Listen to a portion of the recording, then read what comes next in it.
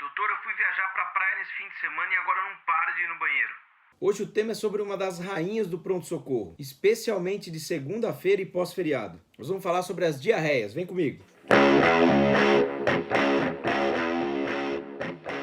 Se você é plantonista, já sabe que essa é uma das queixas mais frequentes que a gente atende. E antes de tudo é importante começar pela definição de diarreia. Ela é definida como o aumento no número de evacuações, sendo mais que 3, ou diminuição na consistência das fezes. E a gente pode classificar as diarreias como agudas, com duração de até 14 dias, persistentes, de 15 a 30 dias, ou crônicas, com mais de 30 dias. Lembrando que em alguns tipos de diarreia crônica, como no caso de doença inflamatória intestinal, por exemplo, o paciente pode cursar com agudização. Mas o meu foco aqui vai ser sobre as diarreias agudas. 90% delas são infecciosas e 80% são autolimitadas. Mas a minha intenção aqui é que a gente reconheça os casos mais graves. Então eu já vou começar pelas ressalvas de sempre. Se você é paciente, já sabe que esse vídeo não é um guia de prescrição, não substituindo, portanto, uma consulta ou uma avaliação de um profissional, ok? Para você que é médico plantonista, lembre-se sempre, cheque a rotina do seu serviço e nunca deixe de falar com o especialista quando você tiver dúvida ou quando for necessário. Partindo agora para o atendimento, como esse é um assunto que eu sempre gostei desde a época de faculdade, eu acabei criando um fluxograma muito natural na minha cabeça. Então as perguntas básicas que eu faço para o paciente são: tem sangue, muco ou pus na diarreia? Teve febre? Tem história recente de uso de antibióticos ou de internação? Eu quero que você preste atenção nisso, especialmente em idosos, por conta dos quadros de colite pseudomembranosa, que eu vou falar num outro vídeo, trazendo inclusive o exemplo de um caso que a gente atendeu aqui e internou recentemente. E outras duas dicas que são muito importantes. E a primeira delas é: a diarreia foi precedida de náusea e vômitos? E a segunda é: a diarreia apareceu após a ingesta de água ou de alimentos contaminados? Lembrando também que se o paciente conta para você que apresentou febre, você tem que pensar em causas inflamatórias. Falando das causas virais, depois da instituição da vacinação para o rotavírus, os norovírus passaram a ser a principal causa de diarreia viral, as famosas viroses. E a dica aqui é que o paciente apresenta o quadro hiperagudo de vômitos, com a diarreia aparecendo horas depois. Já as diarreias associadas a toxinas estão relacionadas com a alimentação.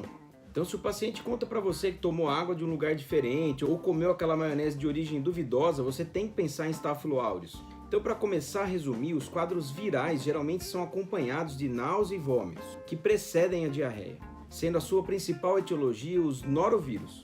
Esses quadros são geralmente autolimitados em 3 dias, e as infecções por esses agentes são mais comuns no inverno. Já as diarreias associadas às toxinas, você tem que pensar em Staphylo aureus e na história de alimentação diferente da habitual, sendo que a diarreia aparece poucas horas depois da história da ingestão. Uma vez que você fez uma boa anamnese, é hora de partir para o exame físico. Apesar de ser uma queixa bastante comum, a ideia aqui é que você consiga reconhecer casos mais graves. Lembre-se que a diarreia é a 5ª causa de morte no mundo. Já no exame físico, você deve atentar para os sinais vitais do paciente e a estabilidade, procurando sinais de sepse, febre, hipotensão e, obviamente, sinais de desidratação. Na propedêutica abdominal, você pode encontrar a presença de defesa abdominal, que sugere o peritonismo. Doutor, será que não é melhor pedir um exame de sangue por causa dessa minha diarreia? Bom, depende. A maioria dos pacientes não tem necessidade de exames complementares. Já em caso de pacientes toxemiados, com comorbidades, imunodeprimidos, a gente vai lançar mão de alguns exames. E aqui vai sempre aquela dica: cheque a rotina do seu serviço.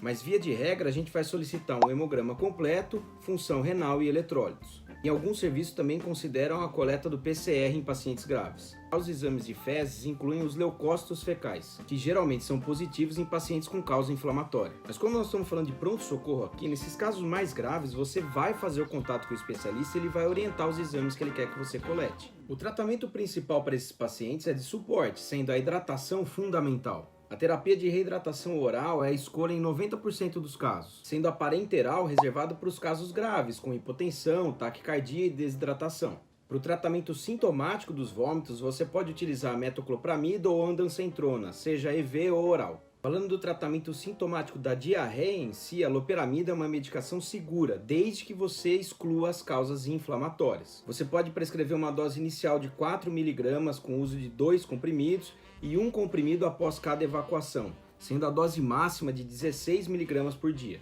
Lembre da ressalva: não utilizar em causas inflamatórias, ok? Já os probióticos, que geralmente o paciente vai falar para você que já comprou na farmácia, não tem benefício comprovado na literatura. Geralmente se prescreve o uso de Saccharomyces de 12 em 12 horas, numa dose de 200 mg. Já para os pacientes com diarreia infecciosa aguda, nós vamos fazer o tratamento empírico com o uso do ciprofloxacino, na dose de 500 mg de 12 em 12 horas, ou o uso de cefalosporinas como o ceftraxone na dose de 2 gramas EV uma vez ao dia. O tempo recomendado para o uso de antibióticos é de 5 dias. Já o uso da vancomicina é reservado para os casos de colite pseudomembranosa, que eu vou falar num outro vídeo. Mas e aí, doutor do PS, quando internar um paciente com diarreia aguda? E aqui eu vou ser chato mais uma vez e dizer para você checar a rotina do serviço e entrar em contato com o especialista.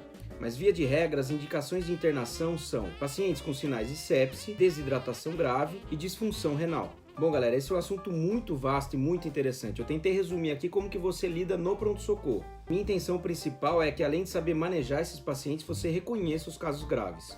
Eu vou deixar aqui um resuminho com fluxograma para facilitar a sua vida. Não deixa de curtir e compartilhar com seus amigos, beleza? Qualquer dúvida ou sugestão, deixa aí nos comentários. As referências, como sempre, eu vou deixar na descrição do vídeo. Valeu, um abraço!